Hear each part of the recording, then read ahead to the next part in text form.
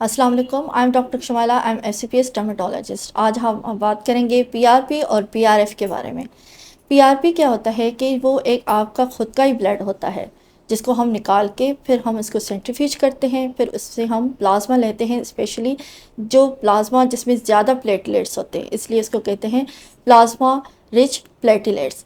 और जो पीआरएफ होता है दूसरा जो आजकल बहुत कॉमन है, उसको कहते हैं हम वो भी क्या होता है, उसमें फिब्रिन ज़्यादा होती है। सेम मेथड, आपका ब्लड लेंगे, सेंट्रीफ्यूज करेंगे और उसको उससे ही हम क्या करेंगे, प्लाज्मा विथ पुअर प्लेटलेट्स लेते हैं। दोनों में फ़र्क क्या होगा, पीआरपी में हम एंटीकोगुलेंट ऐड करते हैं, पीआरएफ में हम कोई भी एंटीकोगुलेंट नहीं यूज़ करते।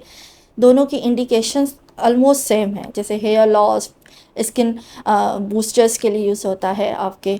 लेकिन यह है कि पीआरएफ में you add fibrin, so you have the more growth serums from that and more bulk, give the bulk to the hairs.